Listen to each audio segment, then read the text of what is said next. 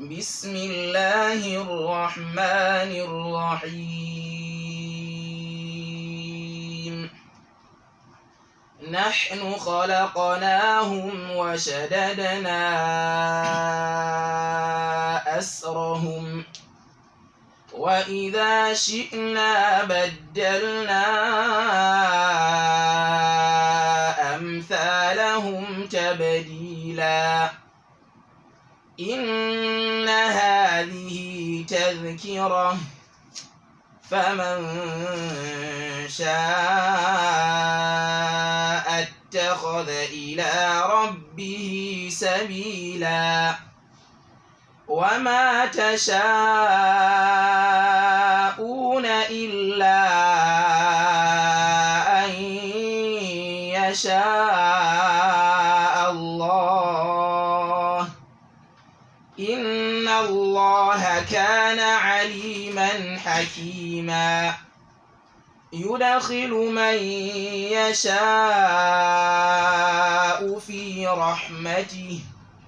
والظالمين أعد لهم عذابا أليما إن الحمد لله نحمده تعالى ونستعينه ونستهديه ونعوذ بالله من شرور أنفسنا ومن سيئات أعمالنا إنه من يهد الله فلا مضل له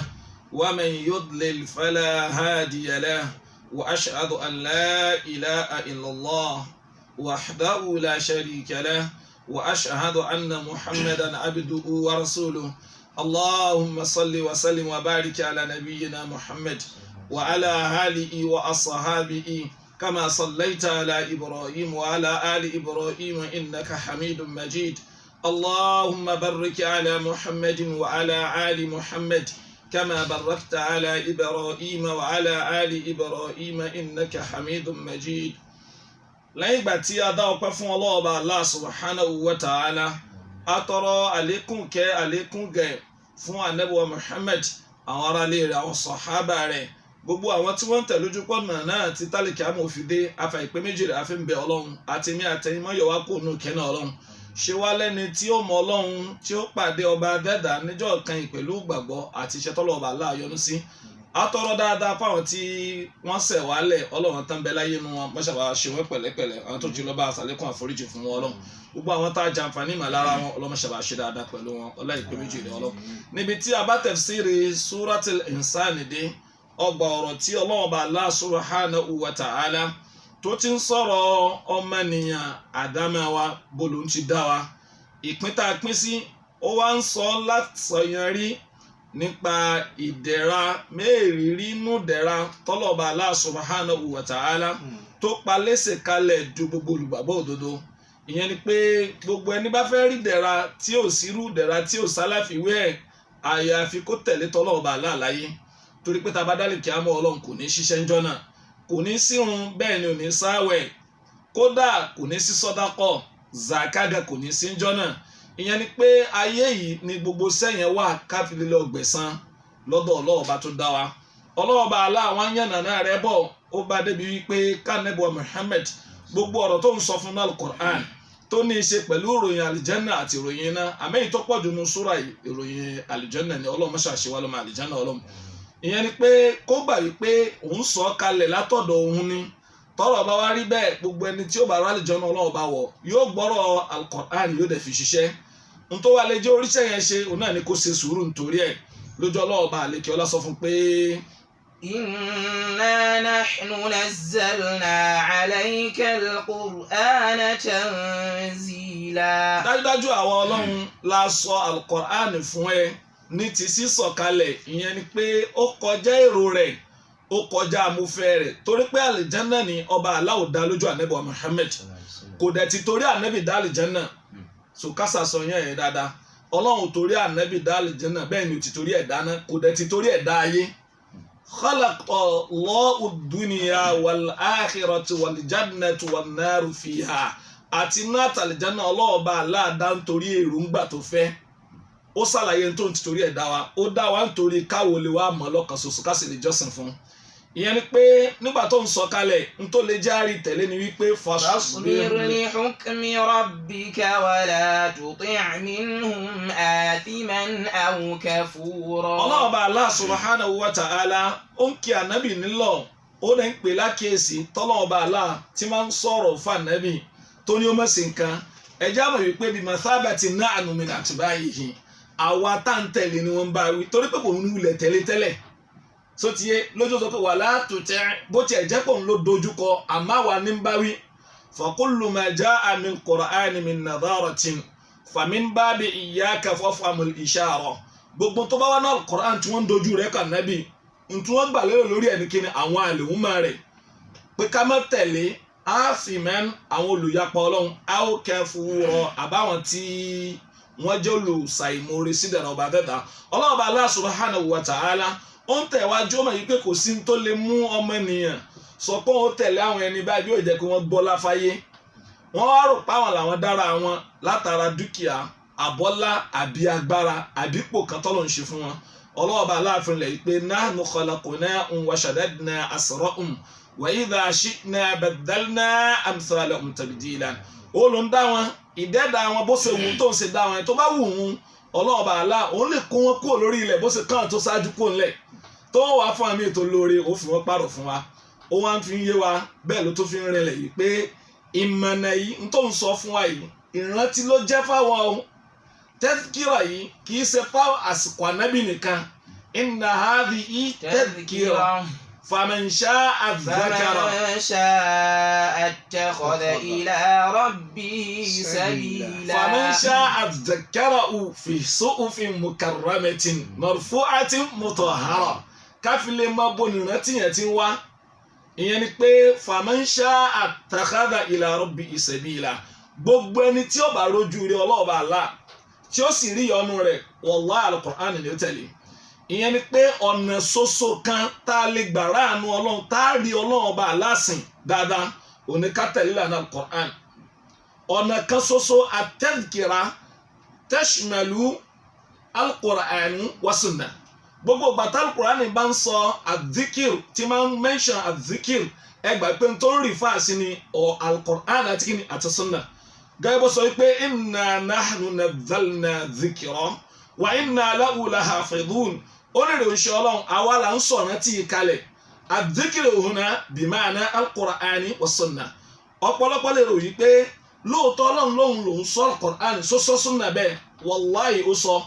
torí wípé bimathabati kilahuma torí pé ìkíní kejì náà méjèèjì wọ́n ń túra wọn ìkíní kejì gbára léra wọn torí pé ìkíní kejì wọn jaa min mishkatin wahid nínú àpòpò kan náà ni wọ́n ti wá tọ́rọ́lọ́ ọba Allah nígbà tí ó zaka nabi wa Muhammad kì í ṣe kó zaka rẹ̀ lórí tá a fi hàn ó zaka rẹ̀ jumlatan kullu ma ya'ti minhu gbogbo tí ó tara nabi wa látẹnu rẹ̀ ó jọyè wa wípé wa ma yantiqu anil hawa gbogbo tá nabi bá sọ ntí ó wàá sọ yóò wá pín méjì imma al-Qur'an wa imma as-sunnah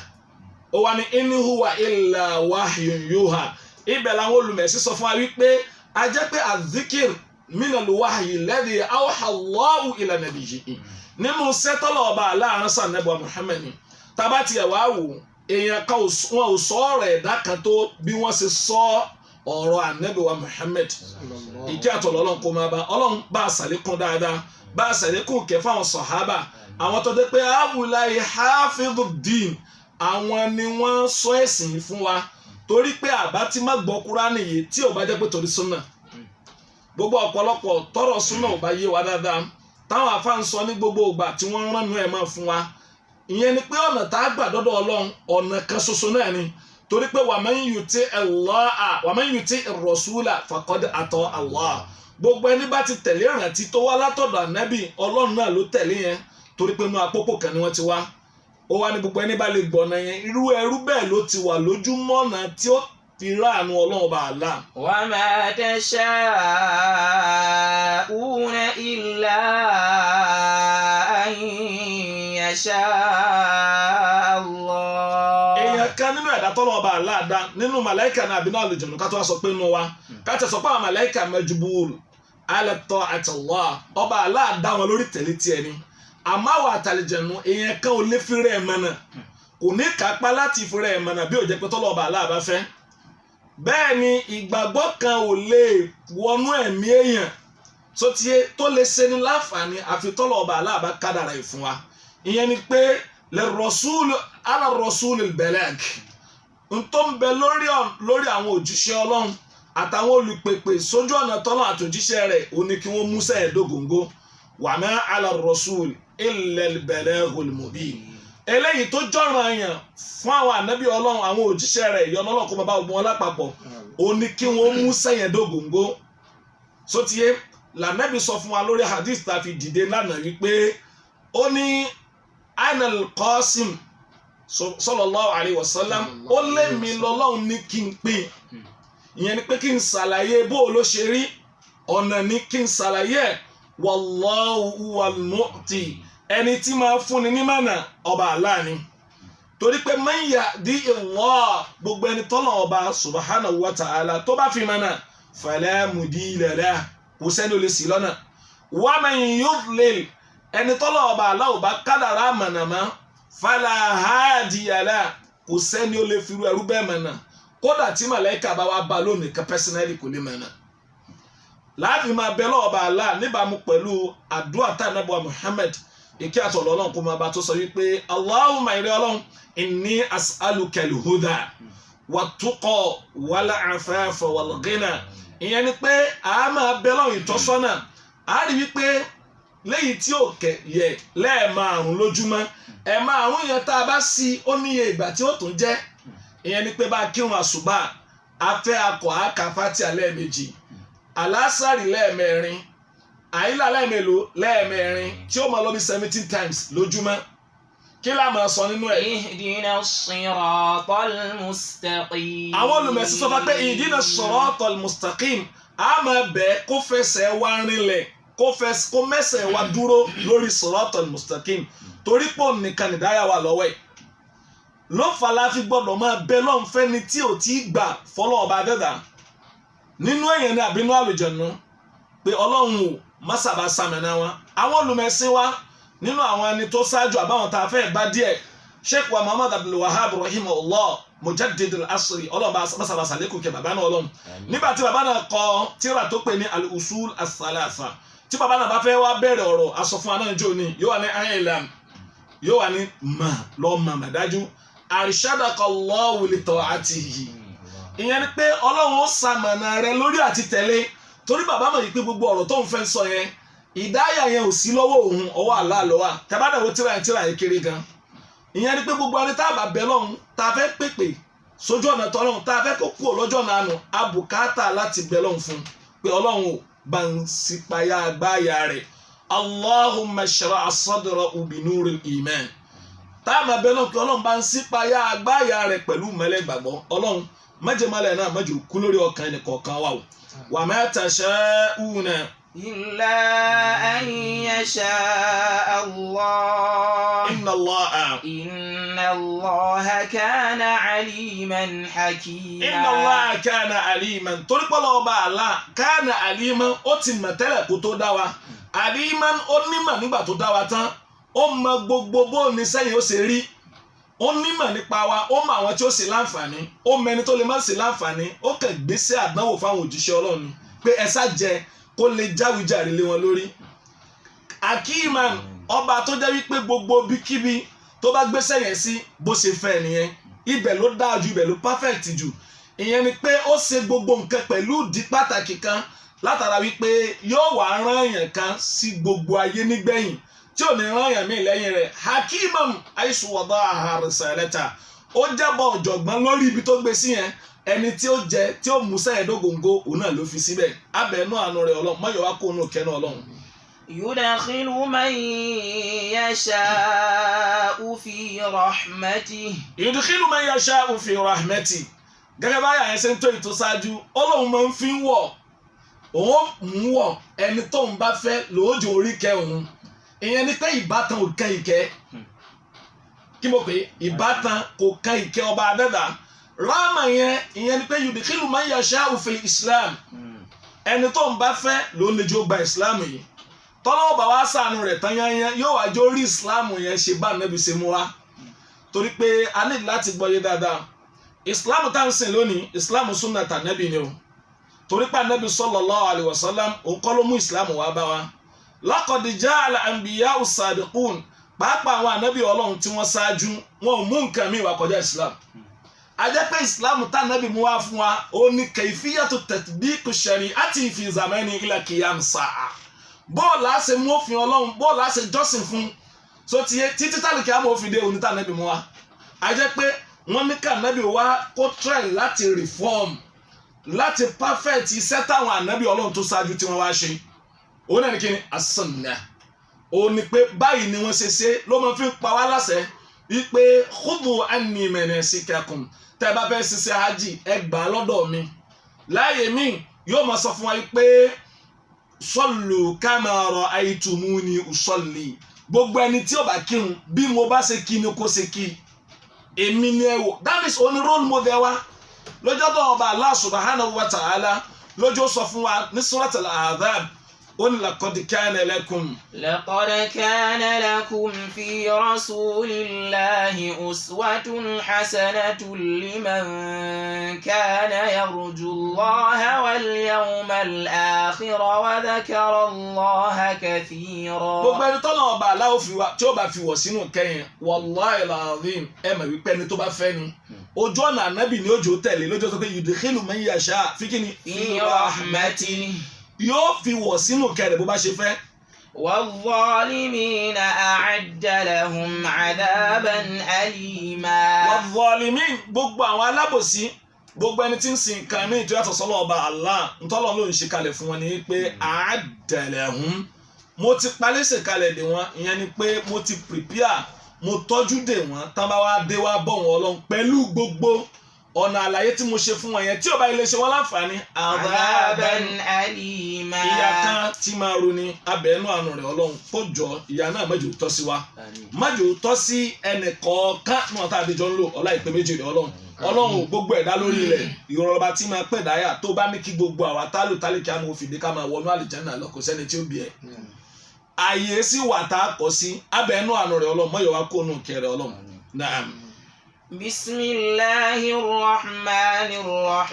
الرحيم والمرسلات عرفا فالعاصفات عصفا والناشرات نشرا فالفارقات فرقا فالملقيات ذكرا عذرا أو نذرا إنما توعدون لواقع فإذا النجوم طمست وإذا السماء فرجت وإذا الجبال نسفت وإذا الرسل أقتت لأي يوم أجلت. الحمد لله والصلاة والسلام على رسول الله wàhálà ali wa sahabi wa man wala adá ọpẹ́ fún Ọlọ́run ọba Allah lẹ́ẹ̀kan sí ọba tó jẹ́ wípé huwal awwalu òun lọ́ba àkọ́kọ́ laysa ba'dahu shay'un aw la akhira lahu òun lọ́ba àkọ́kọ́ tí ò sí gbẹ̀yìn fún wa huwa dhahir òun lọ́ba tó hàn laysa min dunihi shay'un bẹ́ẹ̀ ni kò sí nǹkan kan tá a lè sọ pé pamọ́ tọ́lọ́ ọba Allah mọ̀ àbí tó yàtọ̀ sọ́lọ́ ọba Allah subhanahu wa ta'ala òun lọ́ba tó fún wa nígbà láàyè láti bẹ̀rẹ̀ suratul insan débi tí Ọlọ́run ọba àlekè ọlá fi ní ká yọrí ẹ̀ síbi tá a yọrí ẹ̀ sí lónìí yìí abẹ́ nínú àánú rẹ̀ Ọlọ́run afa ìpè méjì rẹ̀ àfi ń bẹ̀ Ọlọ́run àfi kíkà rẹ̀ àfi máa jẹ síwájú rẹ̀ Ọlọ́run tọ́lọ́ èyí tó bá ṣe déédéé èròǹgbà Ọlọ́run ọba aláǹbẹ̀ tó ṣe déédéé bá ànábì ṣe tó fáwọn sàhábà rẹ̀ ẹja mọ̀ ìpè ìkẹ́ ìsekùngẹ́ kan látọ̀dọ̀ rẹ̀ ni èyí tó bá yàtọ̀ sí tó bá jẹ́ nùfẹ́ látọ̀dọ̀ wa abẹ́ nínú àánú rẹ̀ Ọlọ́run kó jọ kó má sàṣàmójúkò kó forí jẹ ẹnì kọ̀ọ̀kan Ọlọ́run ọlá ìpè méjì rẹ̀ Ọlọ́run a fẹ́ bẹ̀rẹ̀ suratul mursalat òun lọ gba ọ̀rọ̀ 77 níbàámu pẹ̀lú àwọn súrà tí à ń tó bọ̀ ala rasmi Usmani lórí kíkọ kọ́pì ti Usman lẹ́yìn tó tún Quran nígbà tó dọ́kúmẹ́ǹtẹ̀ tó kọ́ sínú ìwé méjì tó wà lọ́wọ́ wa dẹ̀sìn tí ò fẹ́ yàtọ̀ fi masharikal ardi wa magharibiha súrà yìí ọlọ́ọ̀bá Allah ó pè ní suratul mursalat ìyẹn ni wípé ó fẹ́ sọ̀rọ̀ nípa àwọn ẹ̀dá kan nínú àwọn ẹ̀dá Ọlọ́run ó fẹ́ sọ̀rọ̀ nípa àwọn àmì kan tí ń tọ́ka lórí agbára àti bíbẹ̀rẹ̀ tó ń pè wá lákìísí ọlọ́ọ̀bá Allah subhanahu wa ta'ala ó sọ súra ìkalẹ̀ fún Ànábì wa Muhammad nílùú Mẹ́kà ìyẹn ni fi àdìmẹ́kì lásìkò tí Ànábì wa Mẹ́kà kama jaa min hadisi an Ibn Abbas radiyallahu anhuma gẹ́gẹ́ bí hadisi tí Ibn Abbas gbà wá akhraja Imam Ahmad fi musnadihi ó ní ya Ibn Abbas ń ka suratul Mursalati níjọ́ kan ìyá rẹ̀ Ummu Fadl wa sọ pé anna asami ati nabi ya ó ní ya òun ó ní yakra samita nabiya yakra fil maghribi abil mursalati urfa ó ní tó máa ń ka mursalati urfa Allahu akbar ẹ dákun ẹ wò nǹkan ọlọ́mọsá ṣàánú wa ẹ wá àsìkò tá a wáyé gbogbo olùgbàgbọ́ òdodo gbogbo olùjọ́sìn fọlọ́ọ̀bà Allah nìkan ṣoṣo gbogbo olùtẹ̀lé sunnata Ànábì wa Muhammad gbogbo ń tá a bá rí ẹja mójútó obìnrin nínú àwọn sàhábíyà ló ń sọ wípé nínú súrà tó ń gbọ́ gbẹ̀yìn kama jaa bi riwayati bi sanad an Malik bin Anas ó ní nínú súrà tó ń gbọ́ gbẹ̀yìn lẹ́nu Ànábì fúnra òun ó ní kí ni suratul Mursalat torí pé Ànábì máa ń kà ní Maghrib ẹ wo Maghrib wa tó ní bó ṣe rí o ẹja ṣàkíyèsí ẹ dáadáa o ká kíyèsí ara o ìyẹn la fi ń sọ fún wa pé gbogbo ìgbà tá a bá fẹ́ kí Maghrib especially nínú Ramadan yìí ẹja rí pa gbìyànjú kó má jẹ́ pa sínú ká tó kí nínú súnà Ànábì ní ká sínú ká jẹun ká tó kí Maghrib kó má jẹ́ wípé àmọ́ kánjú tẹ̀yìn báyìí kí Maghrib lásìkò tá a wáyé pẹ̀lú ìzázúlìzì láti arúgbó bó ṣe mọ̀ wàhálà òde wọn complain jọ kejì mi ò mọ ta la fẹ́ fi tiwájọ́ sotie àwọn tàná náà gbààwẹ̀ sotie gbogbo gbẹdẹmukẹ títẹ wọn bẹ ń sìn pẹ̀lú wa ìdẹ̀ra yìí kò fẹ́ ìwọ́pọ̀ ńgbà yẹn abẹ́ fáànù kò sí fáànù sotie abẹ́ blọọkù kò sí blọọkù ńgbà yẹn abẹ́ ilé alámọ̀ àbílẹ̀ kókó ni wọ́n ń gbé sotie abẹ́ wa arọ̀ wa àwọn afá tí wọ́n kírun fún wa kí wọ́n tiẹ̀ já máa gbọ́ Quran wala sí àmàfi ṣàrò Quran kátẹ̀mọ́ àsọ nínú oṣù kínní tọ́lọ̀ ń sọ Quran kalẹ̀ ó wá ti di pé Maghrib wa wọ́n ti máa bá pé kúlú Allahu àti kúlú al-Kafiruna ni wọ́n máa fi kí kò rí bẹ́ẹ̀ o òun láti gbọ́ lónìí yìí o pé ìyá wa Ummu Fadl ìyá tó bí àfa wa Abdullahi Abul Abbasi ibn Abbas radiyallahu anhuma ọlọ́mọ sàbàyọ ó ní màmá òun sọ wípé Ànábì máa ka súrà yìí ní kíni o ní Maghribi ó ní kódà gan súrà yẹn Abdullahi bin Mas'udi tọ́lọ̀ ọba aláàfin al-Qur'ani rán ó ní Suratul Mursalat ó ló sọ̀kalẹ̀ fún Ànábì níbo ní Medina ó ní kódà ńjọ́ tó sọ̀kalẹ̀ ó là ń bẹ pẹ̀lú rẹ̀ ńjọ́ yẹn wọ́n ń kà á fún Ànábì bẹ́ẹ̀ ni ní Mínà ó ní wọ́n ń kà á fún Ànábì lọ́wọ́ báyìí bẹ́ẹ̀ la rédíò kan ló wọlé tọ̀ wá. Allahu Akbar ẹ máa wo Abdullahi ọmọ Mas'udi radiyallahu anhu wọn sábà yọ ní sí olómọ fọwọ́ gbáyà rẹ̀ tó ti yẹ tá Ànábì náà dẹ̀ authorize rẹ̀ wípé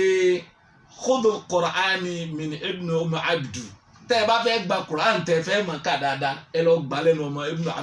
Abdu ọmọ Yabdu kálọ̀ ọmọ Yabdu yẹn Abdullahi ọmọ Mas'ud radiyallahu anhuma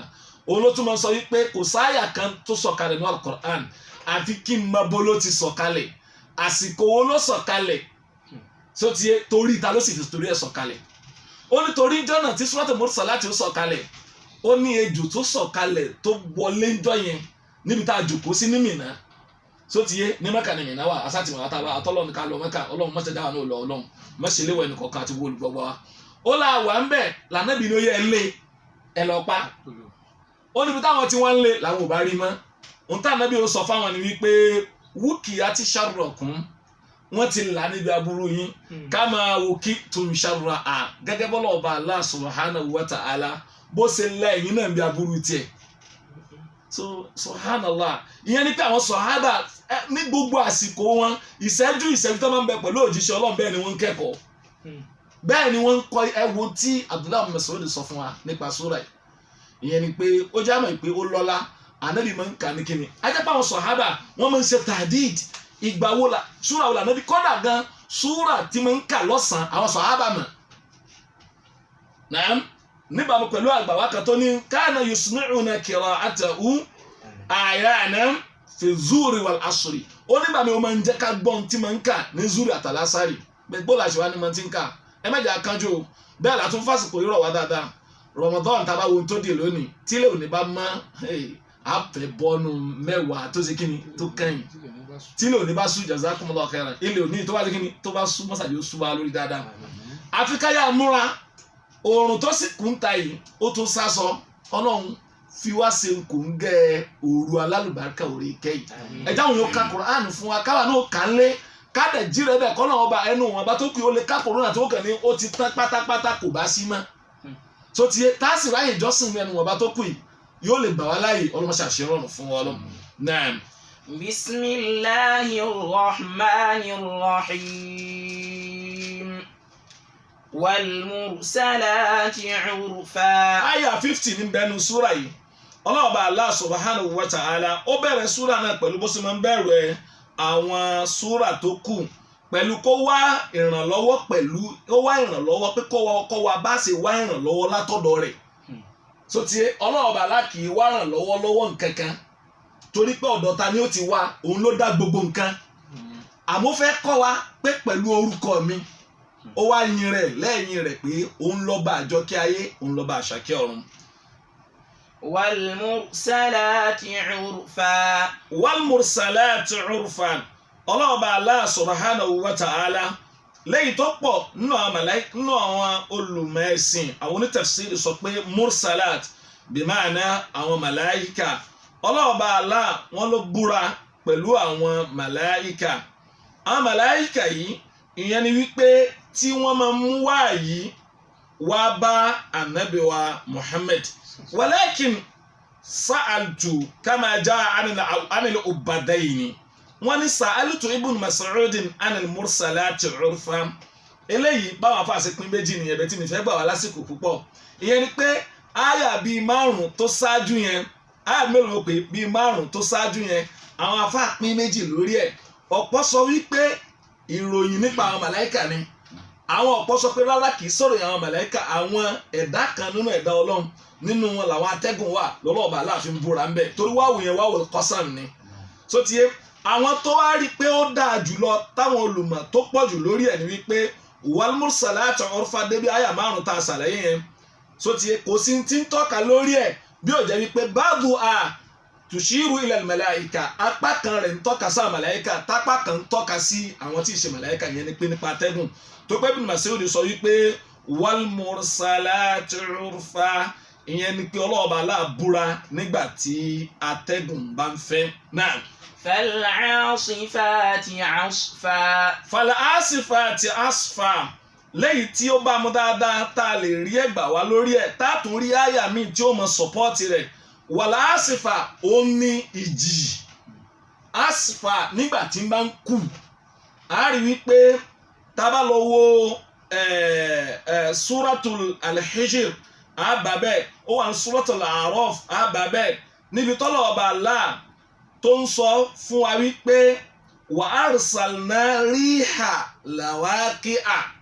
àrùn atẹ́gùn tó le sí wọn asifa ó ní ìjì tó le naam.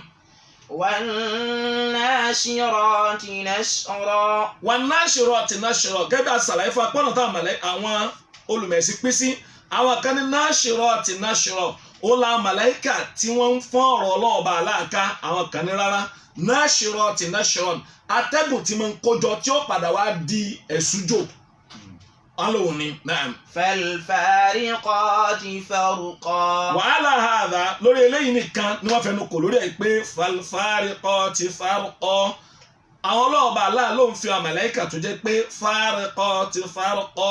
tí wọ́n máa ń sòpinya láàrin irọ́ àtòdodo ọlọ́ọ̀bà aláà ló ń fi búra láàrin ìmọ̀nà àti ọ̀nà àánú òun fi wọ́n búra láàrin àláàlí àti haram òun fi wọ́n búra. Falmulqiyati dhikra. Falmulqiyati dhikra ó ń la màláìkà tó jẹ́ wípé wọ́n máa ń mú ọ̀rọ̀ ọba dẹ́dà ìrántí Ọlọ́run wọ́n máa ń gbà láti lè fún àwọn òjíṣẹ́ Allah ọlọ́ọ̀bà aláà ló ń fi wọ́n búra. Udhran aw nudhra. Kí ni wọ́n fi ń jíṣẹ́ ń tà àrípò ti lè bá a mú bẹ́ẹ̀ kí ni àmàlẹ́kà yẹn fi ń jíṣẹ́ ó ní udhran aw nudhra tí wọ́n jíṣẹ́ fáwọn ànábì Ọlọ́run táwọn ànábì Ọlọ́run fi jíṣẹ́ fáwọn yẹn ni pé udhran aw nudhra ìyẹn ni àwíjàre pé kò mọ̀ sí sáwìjàre fọlọ́run àwòrán àbí kó jẹ́ ìkìlọ̀ nípa ìyà nípa ìlérí ọba adẹ́dà. ìyẹn ni wípé wàtúlùkì ila rusul wà yànfí ìndàr ila al-khalqi wà ìndàrún lahum iqaballah. ìyẹn ni pé wọ́n máa fún wọn láwùjá pé kò sáwìjàre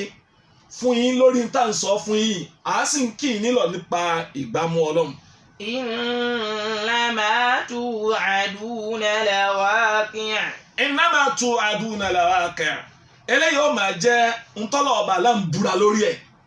ìyẹn ni pé téèyàn bá fẹ́ sọ̀rọ̀ tó le ọ̀rọ̀ tó tóbi tá a bá fẹ́ kéèyàn gbọ́ dáadáa yóò wá tì búra ṣáájú. wọ́n pè ní uslubul intibah. afẹ́ kéèyàn tají afẹ́ kó gbọ́rọ̀ tá à ń sọ. so ti yé ẹ rí i pé àwọn ẹni àná tá a bá fẹ́ sọ̀rọ̀ tó le wọ́n ní ilẹ̀ ni mo wà yìí. èyí ó tún wá rò pé àbí ìsòrí ńlá wa ni orílẹ̀ ló sì wà tẹ́lẹ̀ pé tó kàn fẹ́ pè wá lákèésì nìyẹn wàá jókòó dáadáa pé o àbó ò gbọ́. so ìyẹn ni pé wo sámà yìí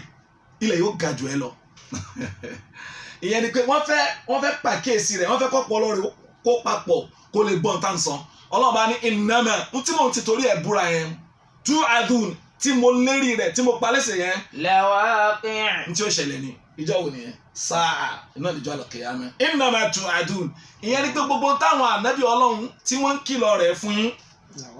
lawaqi' yóò ṣẹlẹ̀ ni. sótìyé tá a bá lọ wo suratul Ma'arij onísàlà sa'ilun bi'adabin waqi'. wọ́n lè máa béèrè lórí tí ó ṣẹlẹ̀ a rí i pé lawaqi' ó tún fi láàmù tawkid kún pé n tí mo sọ yẹn labudda min dhalik. ẹ̀yin orísun Ọlọ́run n tí mo fẹ́ tọ́mọ rántí ń sìn láti try láti pàkíyèsí wa látòrí súrà àtàwọn tó ṣáájú ẹ̀ díẹ̀ tá a fi padà al-Qur'an jullatun as-suwar al-baqiya ila akhiriha hatta suratin nas la yatakallamu bi julla illa min awal al-qiyamah. gbogbo súrà tó fẹ́ kàn lẹ́yìn sìn tá ìparí al-Qur'an tọ́lọ̀ bá gbé kẹlọ́ pípa láàyè lórí ẹ̀ yóò mọ̀ kí wá lọ́n gbàjọ́ al-qiyamah torí pé ìjọ yẹn jùlọ òun là nábì fi odidi ọdún 13 polo rẹ̀ fáwọn sàhábà àwọn ará Mẹ́kà tó ń kì wọ́n lọ lórí ẹ̀ torí pé ará Mẹ́kà ń bẹ́nu ìgbádùn wọ́n ń bẹ́nu ìjọra ẹni lójú bóyá torí wípé wáyù sàmà ìjìnà sí wọn kí láà pé ìtọ́ka sánmà jìnà sí wọn torí pé lẹ́yìn anábì wa Ismail alayhi salam wọn rà anábì kan sí wọn ní Hijaz anábì Ismail ló lógbẹ̀yìn lórí Hijaz ẹ wá wò lẹ́yìn rẹ̀ ẹ wá gbogbo anábì Ọlọ́run kí àtọ̀lọ́run kó máa bá tó wá lẹ́yìn wọn pátápátá nínú Bani Israel ọmọ anábì Sàákì ni ìyẹn ni pé wọn ò lo Hijaz ìyẹn ni pé ará Hijaz wọn jìnà n tó bá ti lè mára Hijazi ìyẹn ni pé Arabian Peninsula àtàwọn tó súnmọ́ bíi Yemen bíi Qatar bíi Oman bíi Kuwait bíi Emirates bíi Bahrain bíi Amman gbogbo àwọn ìlú yẹn pátápátá tó yí wá dérú ọ̀dọ̀ wa yìí wọn ò rán nàbì sí a. gbọ́ bẹ́ẹ̀ ká bá náà rán nàbì sí Nàìjíríà kó wá sọ o. so ìyẹn ni pé ànábì Ọlọ́run tí ó wà ló fà láwọn olùmẹ̀sí sọ fún wa wípé nígbà tí Islam ó tẹ orílẹ̀ Áfíríkà wọ́n mẹ́ni tó mú wọlé tí ó tẹ orílẹ̀ Áfíríkà ó gba true Egypt ló gbà wọlé awwalu jami'in buniya ala al-ardh al-afrikiya àkọ́kọ́ jimá tí wọ́n kọ́kọ́ kọ́ sí orílẹ̀ Áfíríkà Egypt náà kọ́ sí Jami Amadu bin Asi. so ìyẹn ni wípé ọlọ́ọ̀bà àlá ó wá ní odidi ọdún 13 kó máa fi pè wọ́n lọ pé ẹ kú olórí ilẹ̀ yìí tẹ bá wo ikmọ̀ méjìlá bá lórí ẹ̀ tójú ọmọ sọ̀rọ̀ yẹn fún wọn ìyẹn ni pé tó ti mọ́lọ̀ ń gbé mi dìde láàrin yìí ànábì mi ò ní wá lẹ́yìn mi mọ́ ni wọ́n sọ fún wọn pé bo h2 ana wa sa'aka àtẹ̀yìn tẹ bá lọ màmá dájú wọ́n gbé mi dìde àtijọ́ àlìkíyàmà báyìí ni wá yóò wá máa sọ̀rọ̀ gbogbo súrà tó wá máa sọ̀rọ̀ pé ń tàn kí wọ́n lọ àlìkíyàmà dé ẹ̀yìn ẹrúsìn Ọlọ́run sẹ́yìn tí ń ṣẹlẹ̀ sáwà náà ìsáàmù kó ti súnmọ́ ni táwọn ń sọ fún wa ní gbogbo wa ṣé kò yé wa sẹ́lòmí ò láyé ni tí ìbá jẹ́ pé àìlè dánúrò àti bá a ṣe Ọlọ́run mọ́jọ kan ó lé ní òjò yàwọn èèyàn rí pé àìfẹ́ rò pé sẹ́ni rẹ̀ sì kú lórí rẹ̀ ìdámà kẹsùrọ̀ alhabas nígbà tí n tí ò dá bá ti pọ̀ ju tó dá lọ ẹ wà fẹ́ conclude pé kò séyàn rẹ̀ lórí ilẹ̀ mọ́ ìyẹn ni pé kò wá àìsíyàn rẹ̀ lórí ilẹ̀ mọ́ yẹn ń túmọ̀ wípé àlìkàmọ̀ ti ń dé ó ti súnmọ́ wa torí pé èèyàn ò jọ wá lójú ẹ̀mí ò jọ wá lójú ìkọjá àlà ń tọ́ àwọn ọlọ́ọ̀bà Allah subhanahu wa ta'ala tó ti torí ẹ̀ pa àwọn àlèhùnmọ̀ kan run nǹkan ẹ̀yọ̀kan kékeré báyìí ló torí ẹ̀ pa wọn run àwa ti ṣe times 100 rẹ̀ yes àwọn ò tiẹ̀ sọ ní bòńkẹ́lẹ́ àwa tún legalize rẹ̀ a tún wá ṣe láṣẹ hàn a tún pariwo ẹ̀ síta fún gbogbo ayé so a jẹ́ pé sọ wá tó kálukúránì máa fọn rere pé ìjọ yẹn ó dé. innama tu'aduna lawaqi'. ẹ lọ́ mọ̀ dáadáa o la mahalla lahu min al-i'rab gẹ́gẹ́ bá àfàwọn elédè ṣe máa sọ pé kò sábùyọ àbàwọ́n àbújá òsì lọ́rùn ọ̀pẹ wa làwáàkàn ìjọ yẹn ń bọ̀. فإذا النجوم طمست. ọlọ́run wá fẹ́ sọ̀làyé kí làwọn ìtìsíwájú àwọn tí ó ṣẹlẹ̀ tá a fi mọ̀ péjọ yẹn ti dé gangan ó ní fàyìrá nígbà tẹ́ bá ti rí pé ànujum àwọn àràwọ̀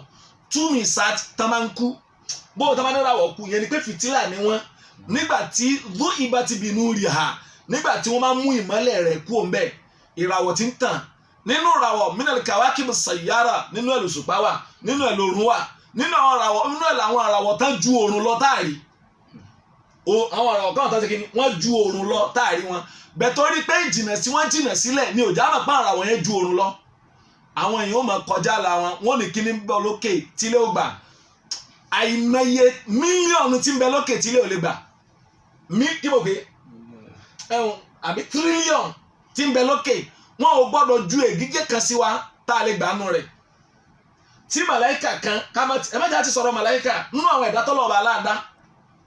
ẹ̀yin náà máa wo àrá lásán tó bá sán àrá lásán ó lè ya ilé tó kàn mí gìí so èmi viruses ní ṣe kí ni ló lọ́ọ̀kì wa down mo ní tó bá fẹ́ lọ́ọ̀kì wa out kò sí tá a ṣe virus tá a ṣe kí ni tá a rí tá a bá fojú rí tá a rí tí ń wọ mú èèyàn lọ báyìí kí là ṣe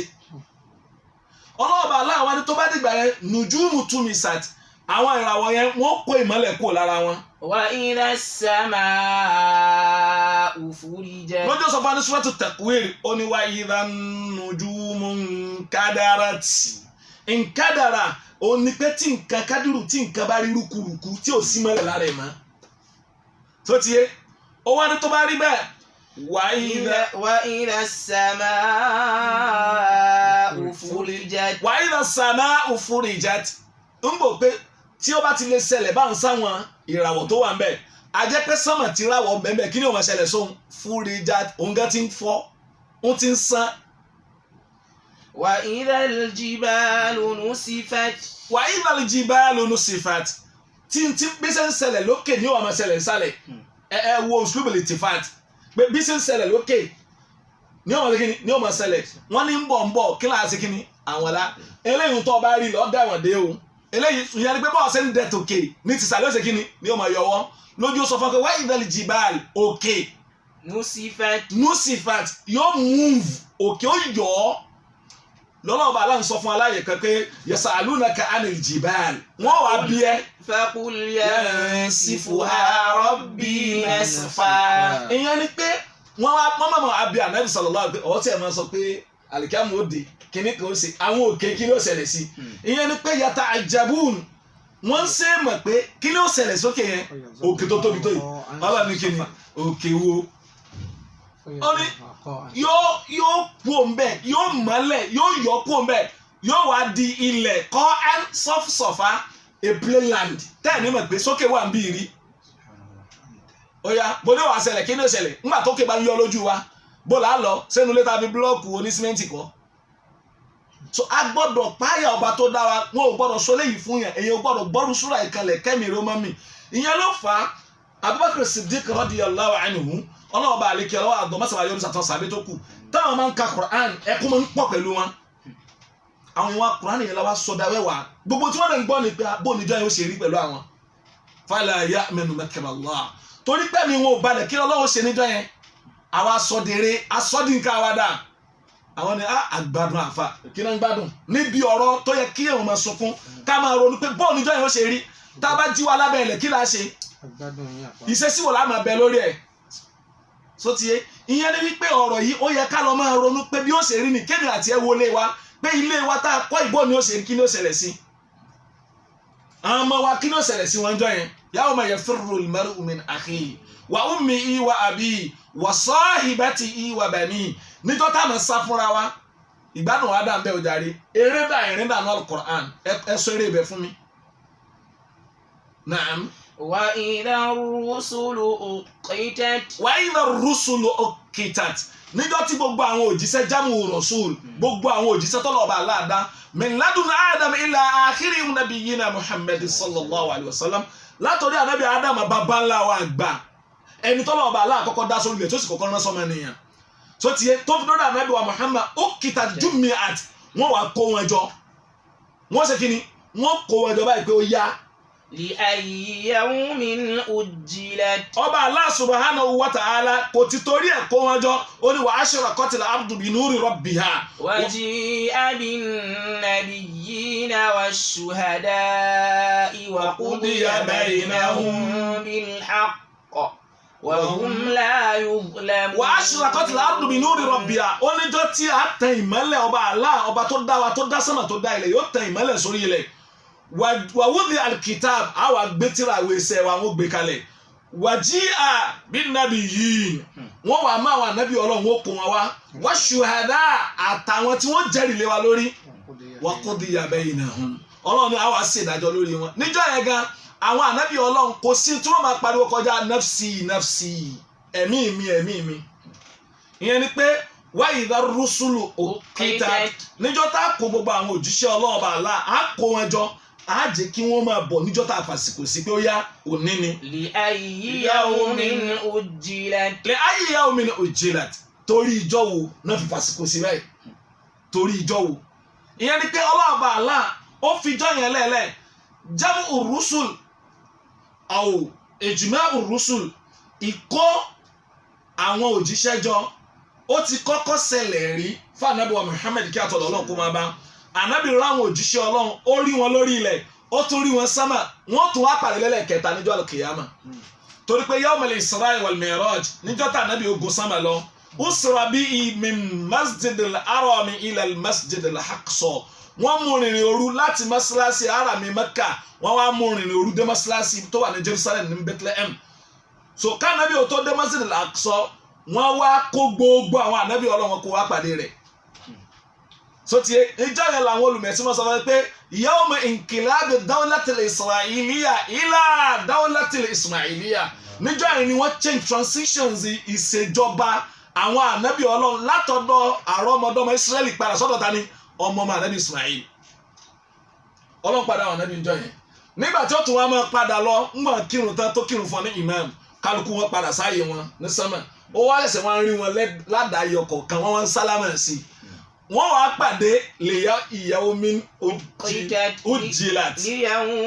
ujilat nítorí ọjọ́ tọ́lọ̀ ọba Allah tó ti fàsìkò sí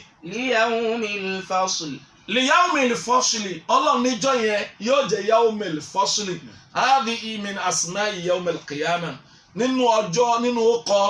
tí wọ́n ń pe ìjọ al-qiyamah ní kíni yawmil fasl ìjọ ìpínyà ìjọ tó jẹ́ wípé ọlọ́ọ̀bà aláwọ̀ sòpinyọ̀ láàrin kíni láàrin irọ́ àti kíni àtòdodo yóò sòpinyà láàrin ẹni ire àtẹni ibú yóò sòpinyà láàrin ọmọ iná àtọmọ àlìjẹ́nà li yawmil fasli níjọ́ tí ń sòpinyà láàrin ibadur rahman wa ibadush shaitan níjọ́ tọ́lọ́wọ́ sòpinyà láàrin àwọn ẹrúsìn ọba àjọkẹ́ ayé àtàwọn tí wọ́n ń sin èṣù àtàwọn olùtẹ̀lé. wa ma adraka ma yawmul fasl. wa ma adraka sọ ò lè mọ̀ bó ló ṣe lè mọ̀ kí ló lè fi mọ̀ bíjọ́ yẹn ó ṣe rí nígbà tó tún pè ní yawma tubla sarair níjọ́ tí gbogbo kọ̀kọ̀ tí ó hàn fama lahu min quwwatin wala nasir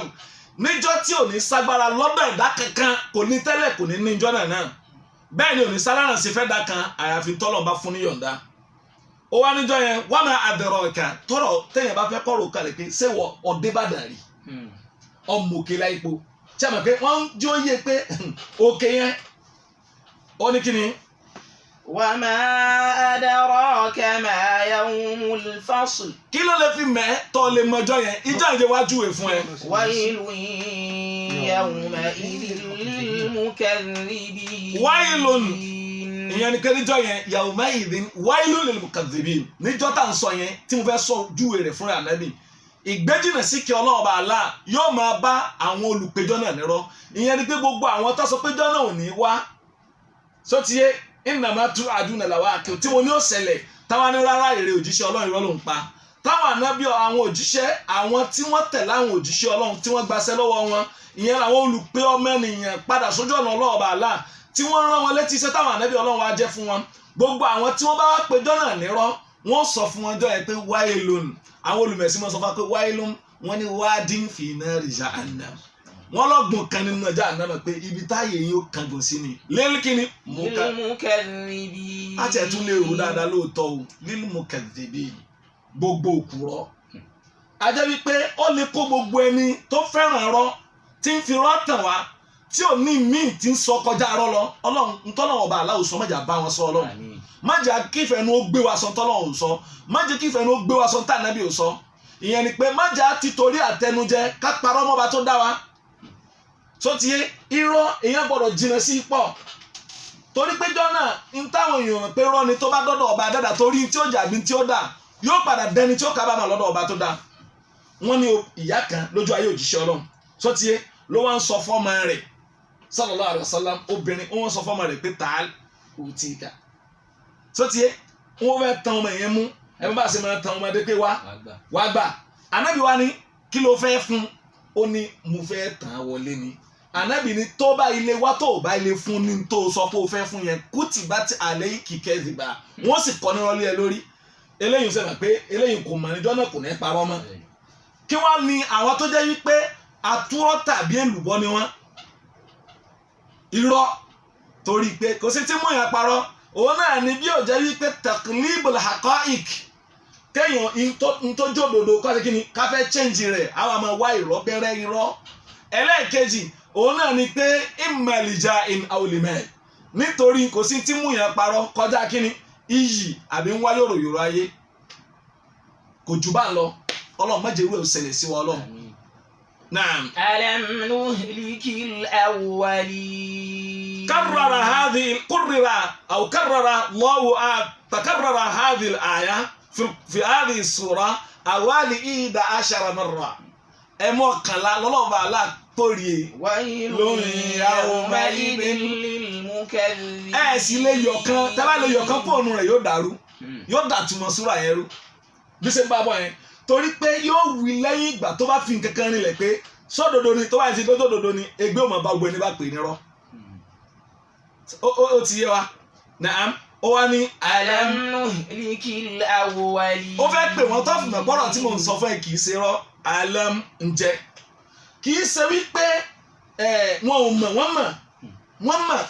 máa ń pè ní istifahamu tawbih kì í ṣe takrir istifahamu kí ni tawbih ó fi ń bú wọn ni ó ń bẹnu àtẹ́lù wọn pé alam nuhlikil awwalin ṣé kì í ṣàwa la pa wọn ní ìṣáájú àwọn ẹni àkọ́kọ́ nígbà tí wọ́n pọ̀rọ̀ òjíṣẹ́ Ọlọ́run nírọ́ tí wọ́n yapa ànábì tá a rán sí wọn àkóparun bá wọn o. ثم نتبعهم الآخرين. kódà àwọn tí wọ́n tún jọ wọn tí wọ́n jẹ́ àwọn tó tẹ̀lé wọn á jẹ́ kí parun bá wọn. ìyẹn ni pé gbogbo ẹni tí ó tẹ̀lé àwọn ẹni ìṣáájú min qawmi Nuhin aw qawmi Hudin. وكم أهلكنا من القرون من بعد نوح وكفى بربك بذنوب عباده خبيرا بصيرا. mélòó àwọn tọ́lọ́ọ̀bà aláàpàdé lẹ́yìn ìjọ ànábì Nuhu alayhi salam àmọ́ nínú kẹtọ́lọ́ fún ànábì ṣe fún wa Ọlọ́run ní pàlẹ́ àlùmọ̀ rẹ̀ yìí kódà tí wọ́n bá lo 10,000 àti lo 1,400 àbí tá a bá lo 10,000 tó rà àti ìmọ̀ tá a lò báyìí nísìn bẹ́ẹ̀ asáti mẹ́rin tá a lò dé èyí tó kù ó ṣe kí ni kò yé wa ó ní kò sí ní tá a wò lè ṣe ó ní nípa wọn rẹ àmọ́ wọn máa jẹra wọn yà tí ó wá ní àwọn tó tẹ̀lé wọn nú olùkíl àwọ̀lì fúnma ìyẹn gbẹ́ngbà táwọn tó tẹ̀lé wọn táwọn náà gbọ́ àtúnfún àná tẹ̀lé wọn. ثم نتبعهم الآخرين. àwa fàwọn ẹni kẹ́yìn táwọn náà jọ wọn àfi wọn tẹ́lẹ̀ wọn bẹ́ẹ̀. كذلك نفعل بالمجرمين. tábà lọ wò ọ̀rọ̀ wa ní kadhalik bí mo ṣe ṣe pẹ̀lú àwọn ẹni àkọ́kọ́ yẹn àwọn tó tẹ̀lé wọn tó kẹ́yìn lẹ́yìn wọn bí mo ṣe ṣe pẹ̀lú wọn ó ní kadhalika bí ṣe máa ṣe nu o naf'alu báwo ọlọ́run ṣe máa ṣe bil mujrimin pẹ̀lú gbogbo ẹlẹ́ṣẹ̀ ìyẹn nípa ló wà rò pé mú ọlọ́run sọ pé kadhalika naf'alu bil mujrimin náà kò tí ì wájà àwọn ẹlẹ́ṣẹ̀ tó ní níyà ìyẹn ò kàn wá o tó ti yé torí pé inna Allaha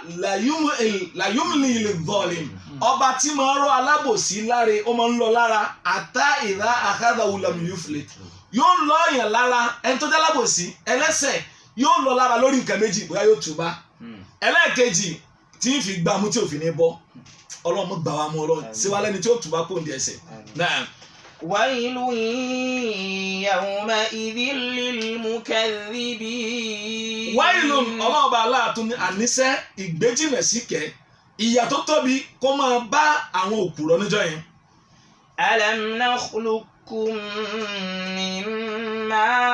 ma'in mahin. alam nakhluqkum min ma'in mahin. ọlọ́run ní kí ló dé tẹ́ ẹ fi rò pé ní pa iná kí ló dé tẹ́ ẹ rò pé ní gbé yín dìde alam nakhluqkum ṣé kìí ṣe àwa la dá yín nínú tààrí ó wá ń fira rẹ̀ yànnràn pé èmi ni mo dá yín ọlọ́run ló dá wa ó wá sọ bí tóun ti dá wa ó ní min ma'in mahin. omi kan tí ò ní túmọ̀ mahin omi tí ń rùn tó bá dà sásọ ẹ̀ máa nù tó bá dà sára yóò máa rùn tó ti yé wọ́n ní Bishir Al-Busrin ibn Jihash wọ́n lọ sọ pé ibn Adama anna tu'jizni wa qad khalaqtuka min mithli hadha bó o lọ ṣe fẹ́ kó mi lágara tọrọ tó pà mí ò ní kẹ́ ìwọ tí mo dẹ látara rú nǹkan báyìí ìyẹn ni pé omi tó jẹ́ pé tẹ́ ẹ bá kó sínú síbí kò lè kún yóò sì máa yọ ni so kí ni fáàrí wa. فجعلناه في قرار مكين إلى قدر معلوم. فجعلناه ó látara bí mo ṣe fẹ́ dá ẹ ja'alnahu mo wá ṣe omi yẹn ìyẹn ni omi mélòó ni òyìn lomi tí ń ti bàrá àdí ọkùnrin àti tí ń ti gbáàyè obìnrin jáde alma'u dafiq yakhruju min bayni sulbi wa tarahib bí tá a ti wá nù alma'u dafiq omi tí ń tira wọn tó jẹ́ pé ó ń ti gbáàyè obìnrin àti kí ni o àti bàrá àdí ọkùnrin wá ọlọ́run ni mo wá kójọ faja'alnahu fi qararin makin. mo wá nígbà tí mo mi méjèèjì yẹn pàdé omi ọkùnrin àti omi obìnrin fi qararin mo wá lọ kójọ kórìnlẹ̀ síbi kan makin níbi tí ò ti ní dààmú ìyẹn ni pé mo sọ mo lè jó dànù náà àìdànù wa tá a dànù ńjọ́ náà ìyẹn ni pọ́lọ̀ ń lérò ńgbà kan lórí wa tó ti yé ká irú ọmọ àsìgbè wọ́ọ̀dù ni kì í sọ ọmọ àsìgbè kò sásìgbè ńbẹ bẹ́ẹ̀ torí pé kò sásìgbè ń bí iṣẹ́ ọba dẹ́dà ń tó fẹ́ fi wá dá ló fi wá dá ìyá wa lè máa tọrọ obìnrin ń tí ó fi wá dánù a sì dáyé la bára wa lóbìnrin la bára lọ́kùnrin tó léyìn òsì lọ́wọ́ wa ń tó fẹ́ fi wá dá èròǹgbà tó sì fẹ́ dá ló dá èyàn ló lè change òsì ó ní fi qararin makinin ila qadarin ma'lum. ìyẹn ni pé ó rọrùn fọba tó dá wa ó lè dá wa látara nǹkan míì tó ti yé ó sì lè dá wa síbi tí kò síbi tí ò lè dá wa sí mo máa ń bi wá lọ́pọ̀lọpọ̀ gbà nínú àwọn dábà tọ́lọ̀ ọba Allah subhanahu wa ta'ala tó dá wọn kì í gbé àtọ̀ tiwọn sínú ara wọn ń bẹ́nu àwọn ẹyẹ tó jẹ́ pé àtọ̀ tiwọn tó bá ti lè ṣe báyìí kò ní dúró nú ẹ̀ yóò yà kalẹ̀ ni bí ẹyin yóò wá dúró bẹ̀bẹ̀ ni ó sàbálẹ̀ sí so tiye bo ni ó ti wá wá àmọ́ tiwa ó ní fi qararin ó pọ́n wálé makin ààyè kan tó pamọ́ ààyè kan tí wàhálà ò sí ń bẹ̀ ààyè kan tó settled ó wá ní kí ni. ila qadarin ma'lum. òun wá kó wa ń bẹ̀ kì í ṣe pé gbogbo tọ́lọ̀ ọba aláàmọ́ ń dá yẹn táwọn eléèmọ̀ èbó tòní tí wọ́n sọ pé àwọn mọ̀gbà tí wọ́n bímọ kò sí lọ́wọ́ wọn ó ní ila qadarin ma'lum. ó ní fa kullu shay'in khalaqnahu bi qadar gbogbo tọ́lọ̀ ọba aláàdá ló fàṣìkò sí anytime tí duration time wọn bá tó lórí ilẹ̀ á kó mẹ́ tí ò bá tí ì tó àlékún o torí pé àsìkò tó ọmọ bá jáde kó nu ìyá rẹ̀ tó bá tásìkò náà wọ́n kú mẹ́ bí ò bá lè jáde fún ara ẹ̀ wọ́n gbé kú o básìkò yẹn bá ti tó kò lè kúrò ó wá ní ila qadarin mo ní òun bẹ́ẹ̀ yẹn ma'lum àsìkò kan tó wọn lọ́ba ti mọ̀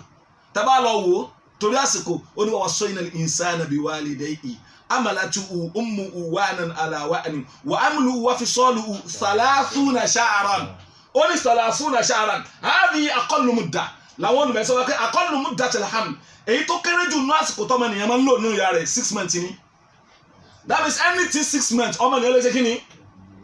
ó ti ready láti wá anything 6 months ó lè wá ẹ bá pè ní premature whatever tẹ o lè pè ó lè sẹ̀mí àmọ́ before that 6 months kò lè wáyé tẹ bá ti yọ 6 months kó o nu 30 yóò kù kíni yóò kù 24 ìyẹn ni pé yóò pè jẹ́ pé wà á múlù wú wá fi sọ́ọ̀lù wú thalathuna shahran